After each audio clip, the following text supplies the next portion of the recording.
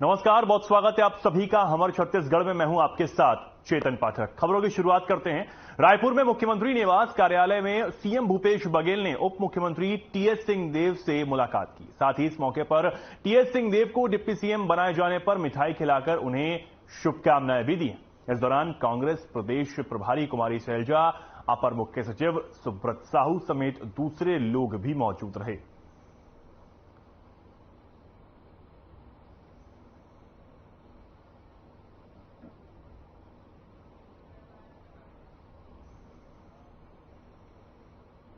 अब खबर रायपुर से है, जहां दिल्ली में चली लंबी बैठक के बाद छत्तीसगढ़ के स्वास्थ्य मंत्री टीएस सिंहदेव को छत्तीसगढ़ का डिप्टी सीएम बना दिया गया है।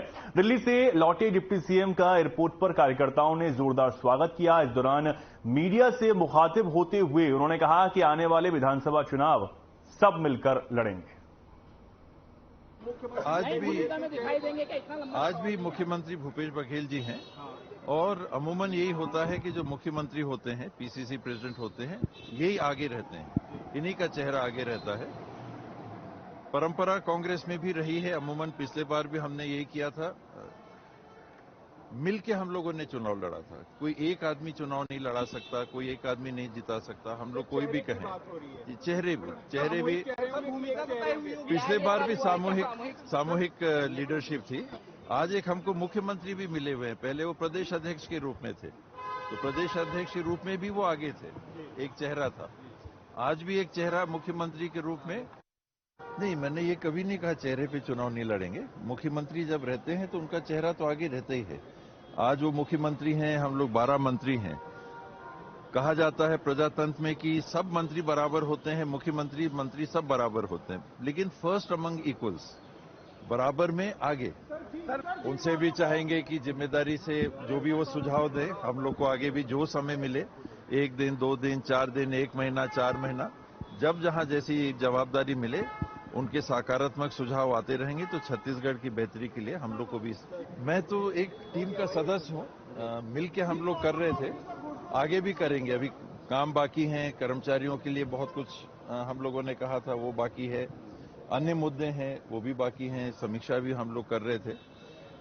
कल घोषणा पत्र के जो 36 प्रमुख बिंदु हैं, तो करीब 12 अभी होने बाकी हैं। 12 हमने पूरे कर लिए हैं, 12 आंशिक हमने कर लिए हैं। जो 12 बचे हैं उसमें से कुछ आंशिक हो गए हैं, तो कुछ हुआ है, कुछ करना बाकी है। कि रमन सिंह ने ये कहा, मुझे नहीं मालूम मीटिंग में ये कहा कि नहीं रायगढ़ में, कि 1 साल आप लोग भ्रष्टाचार बंद कर दो, हमारी सरकार बन जाएगी। ये रमन सिंह जी के स्वयं के मुख्यमंत्री रहते हुए शब्द मीडिया में रिपोर्ट हुए थे। बाकी जो बातें होती हैं, एक समाज है, इसमें कुछ प्रचलन होते हैं। हम लोग की जवाबदारी होती है कि भ्रष्टाचार जैसी बातों को जितना सीमित किया जा सके, वो समाज के लिए, छत्तीसगढ़ के लिए और सरकार की ओर से। बहुत साथियों का इसमें डिवीजन मेरे को नहीं दिखा, नॉर्थ साउथ का या सेंट्रल का। बहुत साथी हैं जिनका स्नेह मिला। मैंने कल भी कहा था कि सरगुजा के आंचल में मुझे जन्म मिला, मुझे परवरिश मिली, मुझे बड़ा होने का मौका मिला, और उसके बाद पूरे छत्तीसगढ़ में बहुत स्नेह और प्रेम मिला, और उसी आधार पे हम लोग काम करते हैं, उसी आधार पे चल रहे हैं। आज जो जवाबदारी मिली है उसे छत्तीसगढ़ के लिए किस तरह से हम निभा सकते हैं, सबको साथ लेके क्या हम लोग काम कर सकते हैं, यही जवाबदारी रहेगी। सीएम भूपेश बघेल से उनके निवास कार्यालय में छत्तीसगढ़ राज्य औद्योगिक विकास निगम के नवनियुक्त अध्यक्ष नंद कुमार साय ने मुलाकात की। सीएम भूपेश बघेल ने नंद कुमार साय को नई जिम्मेदारी दिए जाने पर बधाई और शुभकामनाएं दी हैं। इस मौके पर खाद्य मंत्री अमरजीत भगत, राज्य खनिज विकास निगम के अध्यक्ष गिरीश देवागन, रायपुर नगर निगम के महापौर एजाज ढेबर भी उपस्थित रहे।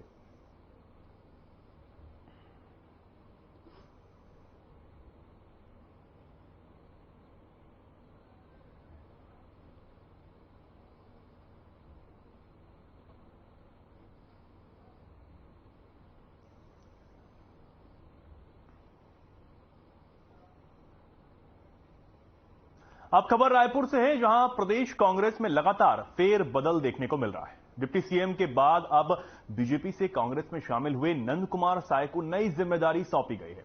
छत्तीसगढ़ सरकार की ओर से नंद कुमार साय को छत्तीसगढ़ राज्य औद्योगिक विकास निगम का अध्यक्ष नियुक्त कर दिया गया है।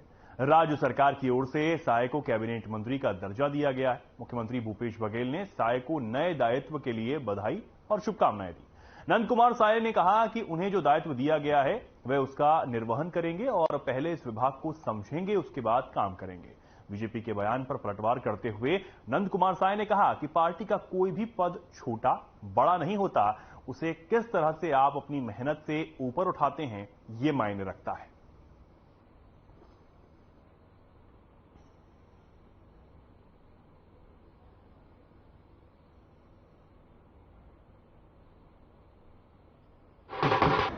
समान नागरिक संहिता हिंदी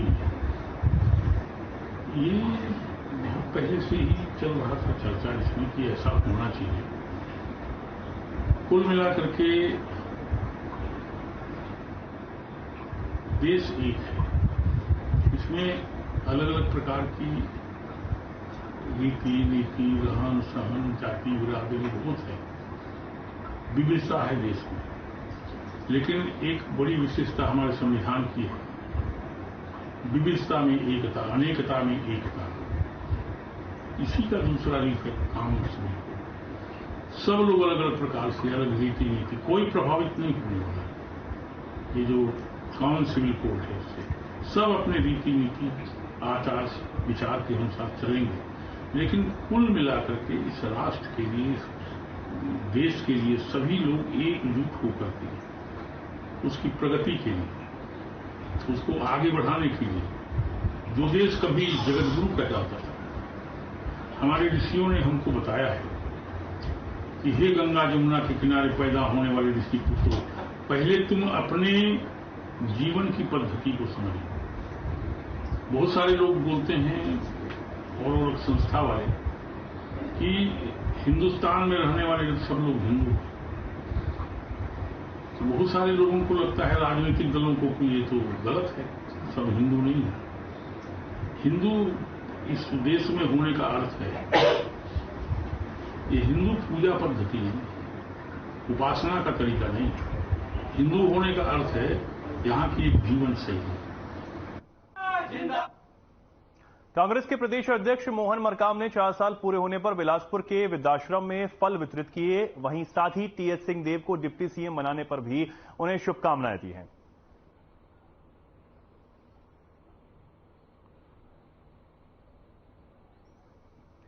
वृद्धाश्रम पहुंचे मोहन मरकाम ने फल वितरित किए हैं। साथ ही स्वास्थ्य मंत्री टीएस सिंहदेव को उप मुख्यमंत्री बनाए जाने पर उन्हें इस दौरान बधाई और शुभकामनाएं दी।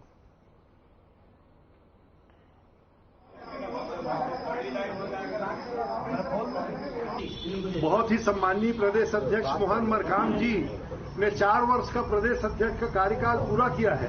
4 वर्षों में छत्तीसगढ़ में जितने भी चुनाव हुए उनके नेतृत्व में, जिसमें 4 उपचुनाव हुए विधानसभाओं के, 4 नगर निगम, नगर पालिकाओं के अनेकों चुनाव, सब कांग्रेस ने फतह हासिल किया है। लगातार जन अभियान पद यात्रा, बूथ कमेटियों का गठन, सदस्यता अभियान, आज बूथ से जोड़ो एक एक कार्यकर्ताओं को, यह अभियान भी उनके नेतृत्व में चलाया जा रहा है। हम लोग इस आशा और विश्वास के साथ कि उनका स्वर्णिम जो कार्यकाल था 4 वर्ष का, वो कार्यकाल लगातार चलता रहेगा और 2023 और 2024 में भी कांग्रेस की सरकार छत्तीसगढ़ में और दिल्ली में कांग्रेस का परचम लहराएगा। इसलिए हम सब आज चौथा वर्ष सफलतापूर्वक मनाए जाने का मोहन मरकाम जी को बधाई देते हैं कांग्रेस कमेटी की तरफ से, और हम सब उनके साथ चलेंगे ताकि संगठन मजबूत हो सके।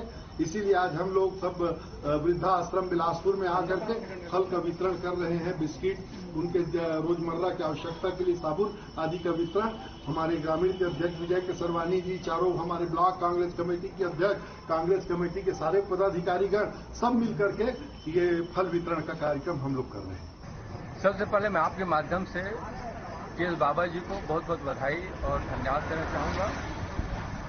संगठन ने निर्णय जो लिया है स्वागत योग्य है और इसका लाभ आगामी चुनाव में कांग्रेस कमेटी को मिलेगा, ऐसा मुझे पूर्ण विश्वास है। क्योंकि बाबा साहब एक कद्दावर नेता है छत्तीसगढ़ के और उनका प्रभाव पूरे छत्तीसगढ़ में है। सहज सरल और सौम्य नेता है जिसका हमको लाभ मिलेगा। पिछले चुनाव में उन्होंने जो घोषणा पत्र तैयार किया उस घोषणा पत्र का हमको बहुत ज़्यादा लाभ मिला और यही कारण है कि हम आज 71 सीट जीत चुके हैं। मुझे लगता है कि मुख्यमंत्री साहब ने भूपेश बघेल जी ने जिस तरह का घोषणा पत्र पर काम किया तो इसका मतलब कहने का तात्पर्य मेरा ये है कि एक जो युक्ति है बाबा साहब और बघेल सर का उसका लाभ कांग्रेस पार्टी को आगामी चुनाव में निश्चित रूप से मिलेगी। प्रदेश अध्यक्ष 4 साल भी पूरे हुए। जी जी, देखिए बहुत ही युवा प्रदेश अध्यक्ष हैं, कर्मठ हैं और प्रगतिशील हैं। उन्होंने संगठन को एक मजबूती प्रदान की, बूथ लेवल से लेकर सेक्टर लेवल से जोन लेवल से प्रदेश स्तर पे संगठन को मजबूती दी उन्होंने।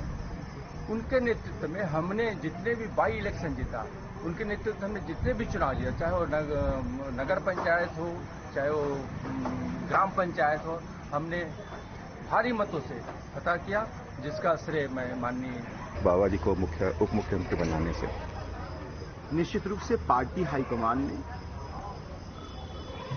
छत्तीसगढ़ के पिछले विधानसभा चुनाव को दृष्टिगत रखते हुए जो निर्णय लिया है उसका स्वागत है। निश्चित रूप से माननीय भूपेश बघेल जी और टीएस सिंहदेव जी के नेतृत्व में 2018 में भी हम चुनाव जीते थे और अब फिर से दोनों लोग की जोड़ी जो है एक अच्छा वातावरण और एक अच्छे माहौल में फिर से अपनी भूपेश बघेल की सरकार की योजनाओं को फैलाते हुए उसको लाभ दिलाते हुए दोनों पुनः के नेतृत्व में सरकार बनी। कैसे तैयार हैं हम बूथ कमेटी, बूथ प्रबंधन से लेकर सरकार की योजनाओं, माननीय प्रदेश अध्यक्ष मोहन मरकाम के नेतृत्व में जो संगठन काम किया है, इन सब को लेकर हम तैयार हैं। छत्तीसगढ़ के पूर्व सीएम रमन सिंह ने स्वास्थ्य मंत्री टीएस सिंहदेव को डिप्टी सीएम बनाए जाने पर तंज कसा है। उन्होंने कहा कि 60 दिन का उप मुख्यमंत्री बनाकर सिंहदेव को झुंझुना पकड़ा दिया गया है। आगे उन्होंने कहा कि छत्तीसगढ़ की वर्तमान सरकार बीजेपी की चलाए जा रहे अभियान की नकल कर रही है, लेकिन नकल के लिए अक्ल की भी जरूरत होती है।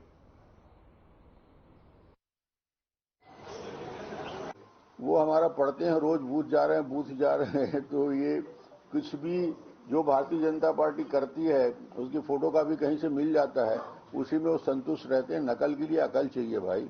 बूथ स्तर 76 साल से आज़ादी के बाद 1952 से तो हिंदुस्तान में बहुत सारे कानून थे जो पंडित जवाहरलाल नेहरू की गलती की वजह से लोगों को झेलना पड़ रहा है, और उसमें 370 भी तो था।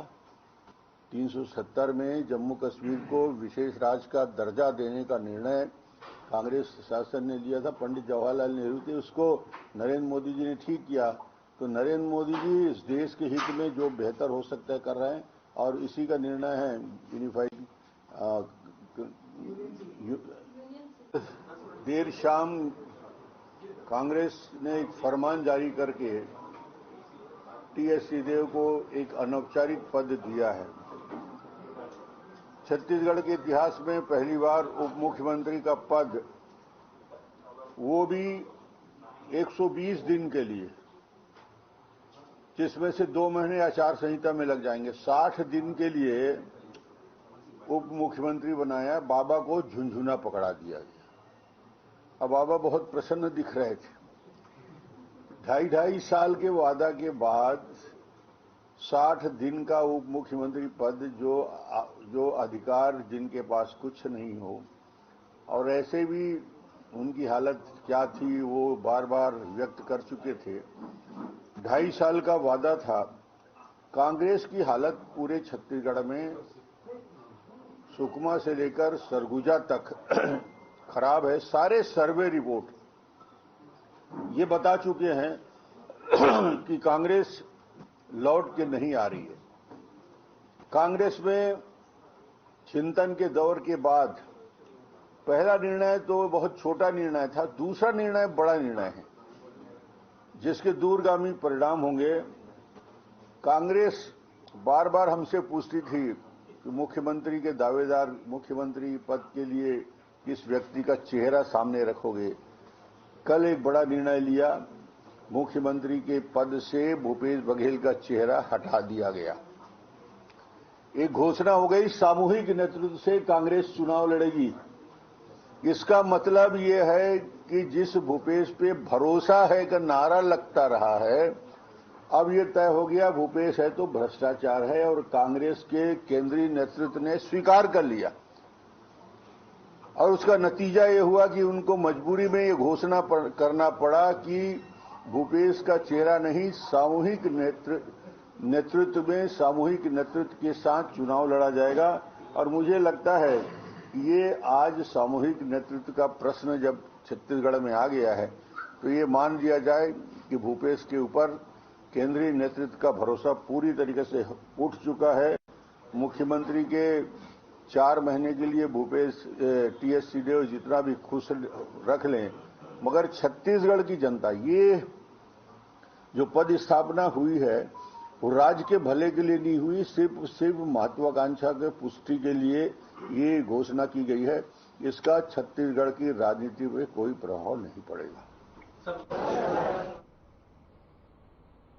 भारत के रक्षा मंत्री राजनाथ सिंह की आगामी 1 जुलाई को कांकेर में होने वाली आम सभा की तैयारी के लिए बीजेपी के प्रदेश उपाध्यक्ष और विधायक शिवरतन शर्मा, बीजेपी के बस्तर संभाग संगठन प्रभारी राजनांदगांव सांसद संतोष पांडे, बीजेपी प्रदेश मंत्री महेश जैन, जिला संगठन प्रभारी यशवंत जैन की उपस्थिति में कार्यक्रम की तैयारी और उसकी समीक्षा बैठक बीजेपी कार्यालय कमल सदन कांकेर में संपन्न हुई। बैठक को संबोधित करते हुए शिवरतन शर्मा ने कहा कि भारत सरकार के रक्षा मंत्री राजनाथ सिंह की आम सभा 1 जुलाई को कांकेर लोकसभा अंतर्गत जिला मुख्यालय कांकेर के मेला भाटा में होने जा रही है।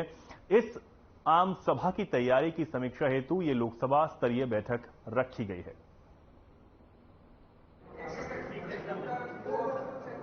भारतीय जनता पार्टी द्वारा राष्ट्रव्यापी सेवा सुशासन गरीब कल्याण के बेमिसाल 9 वर्ष, इस नाम से 1 माह तक अलग अलग स्तर पर अलग अलग कार्यक्रम आयोजित किए गए। इस कार्यक्रम के अंतर्गत प्रत्येक लोकसभा क्षेत्र में एक आम सभा होनी थी। कांकेर लोकसभा की 1 जुलाई को आम सभा लेने के लिए हमारे देश के यशस्वी नेता, देश के रक्षा मंत्री आदरणीय राजनाथ सिंह जी आने वाले हैं और माननीय राजनाथ सिंह की ऐतिहासिक आम सभा संपन्न होनी है कांकेर में 1 जुलाई को दोपहर 2 बजे।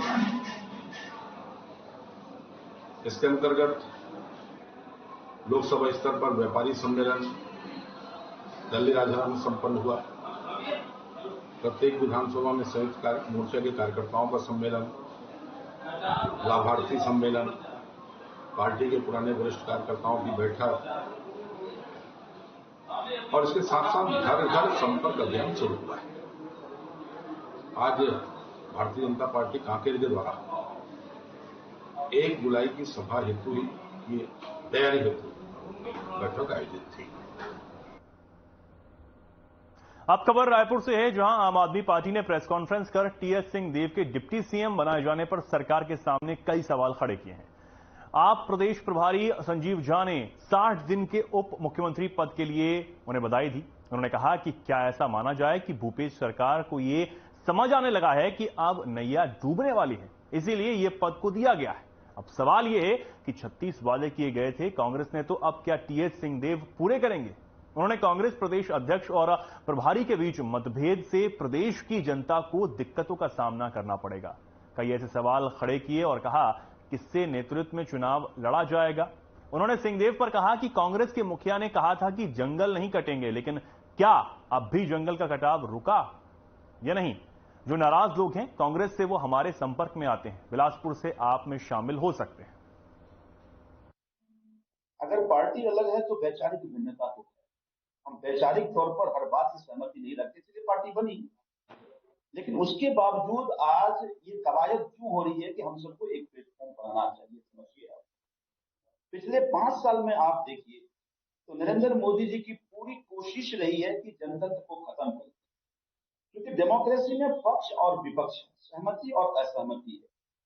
तो विपक्ष को हम, अगर किसी राज्य में विपक्ष की सरकार बन गई तो आप उसको या तो डरा रहे हैं अपने ईडी के जरिए, अपने सीबीआई के जरिए, फिर कंधे पर बंदूक रख रहे हैं, कह रहे हैं या तो हमारे पास आ जाओ नहीं तुम्हारी जगह जेल में। आज रातों रात पैसे से खरीद कर सरकार बदल दी जाती है। महाराष्ट्र आपके सामने उदाहरण है, गोवा आपके सामने उदाहरण है, मध्य प्रदेश आपके सामने उदाहरण है, कर्नाटक आपके सामने उदाहरण है। अपने गवर्नर के जरिए विपक्ष की चुनी हुई सरकार को कंट्रोल करने की कोशिश की जा रही है। तो मुझे लगता है इस देश का जो फेडरलिज्म है वो संविधान का बेसिक ढांचा है, वो मूल ढांचा है। तो आज संविधान के मूल ढांचा को खत्म करने की साजिश की जा रही है। जिस तरह से दिल्ली में दिल्ली सरकार की शक्ति को 2015 में पहले एक इलीगल ऑर्डर के जरिए छीन लिया गया, हम कोर्ट गए, कोर्ट में 8 साल की लड़ाई के बाद संवैधानिक पीठ ने यह फैसला किया कि दिल्ली सरकार के क्या अधिकार हैं और केंद्र सरकार के क्या अधिकार हैं, क्लियर सेपरेशन ऑफ पावर हो। जब क्लियर सेपरेशन ऑफ पावर जब हो गया, व्याख्या हो गई, उस पर काम होना चाहिए था, लेकिन 8 दिन के अंदर अध्यादेश गया है। Ordinance Bhajpa high court versus Bhajpa का डिसीजन कहा गया तो ऑर्डिनेंस आपातकाल की स्थिति मानना चाहिए। तो सुप्रीम कोर्ट की व्याख्या के बाद ऐसी कौन सी आपात स्थिति की ऑर्डिनेंस लाया गया? इसका मतलब ये है कि संविधान पीठ के फैसले का अपमान करने की साजिश की गई। दिल्ली की जनता ने जिस पार्टी को 90% से ज्यादा सीट दिया, उस दिल्ली की जनता के मैंडेट का अपमान करने की कोशिश की गई, जनता को अपमान करने की कोशिश की गई। तो अगर इस देश के फेडरलिज्म खत्म करने की कोशिश करेगा, इस देश के संविधान को खत्म करने की कोशिश करेगा, इस देश के जनतंत्र खत्म करने की कोशिश करेगा, जनतांत्रिक व्यवस्था खत्म करने की कोशिश करेगा, तो सभी पार्टियों को फिर अपनी महत्वाकांक्षा से ऊपर उठ जाना चाहिए। क्योंकि जनतंत्र रहेगा, जनतांत्रिक व्यवस्था बचेगी, फेडरलिज्म बचेगा, संविधान बचेगा, तो हम चुनाव लड़ लेंगे। तो मुझे ये लगता है अगर कांग्रेस को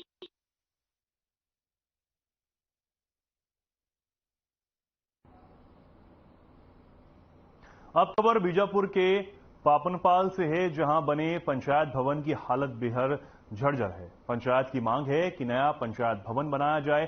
बता दें कि पंचायत ने शासन प्रशासन के साथ साथ कलेक्टर को भी 2 बार लेटर लिखकर इसकी मांग की है, लेकिन अब तक उनकी मांगों को पूरा नहीं किया गया है, जिसे लेकर पापनपाल के ग्रामवासी बहुत ज्यादा परेशान हैं। उनका कहना है कि पंचायत भवन की छत और दीवार कभी भी गिर सकती है।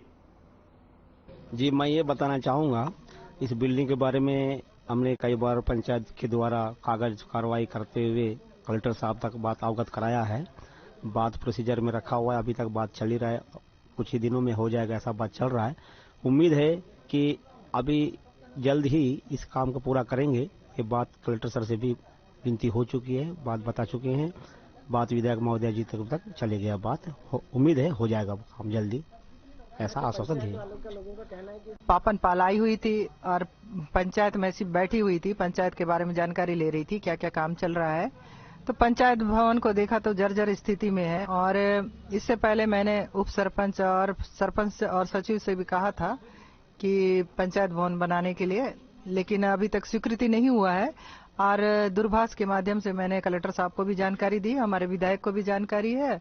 और मेरा ये सोच है कि जल्दी से जल्दी यहाँ पर पंचायत भवन बन जाएगा, ताकि हमारे पंचायत में किसी भी प्रकार का परेशानी ना हो। जनपद पंचायत कार्यालय को प्रस्ताव भेजा जा चुका है, जैसे ही स्वीकृति मिलेगी इसको अच्छे से बना लिया जाएगा। तो अभी तक कितने साल हुआ है कि आप लोगों ने इस चीज को लेकर शासन प्रशासन को बोले नहीं हो? हाँ, समय समय पे सरपंच के द्वारा इसका प्रस्ताव रखा गया था, परंतु अभी तक प्रोसेस में ही बताया जा रहा है।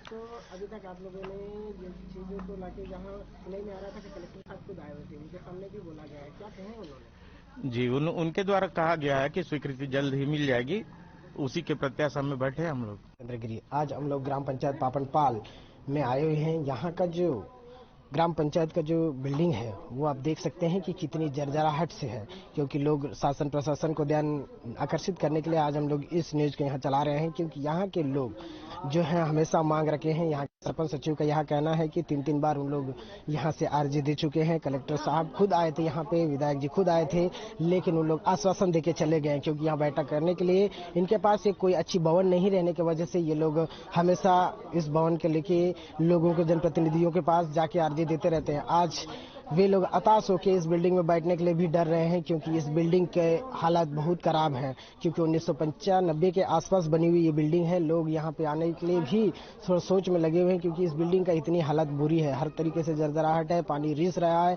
यहाँ पे बैठने का संभावना फायदा नहीं हो रहा है। लोगों को काफी, इस पंचायत के लोगों को काफी दिक्कतों का सामना करना पड़ रहा है। यहाँ के लोग आप देख सकते हैं इस बिल्डिंग का जो स्थिति है, अब ये कुछ ही दिनों में टूटने के कगार पे है। ये लोग अर्जी मांग रहे हैं कि कहीं ना कहीं इन्हें एक कोई जनप्रतिनिधि से कहीं ना कहीं से कि इन लोगों को कोई अर्जी मिल जाए, एक न्यू बिल्डिंग स्वीकृति हो जाए, ताकि इन लोगों को बैठ के जो ग्राम का जो पंचायत का जो विचार विंतन करना है वो चीज इन लोगों को बैठ के करने के लिए नहीं हो रहा है। आइए हमारे हर खबर के साथ बने रहिए। हम आज सरपंच सचिव से भी बात करते हैं कि इस विषय को लेकर। तो फिलहाल के लिए खबरों में इतना ही। नमस्कार।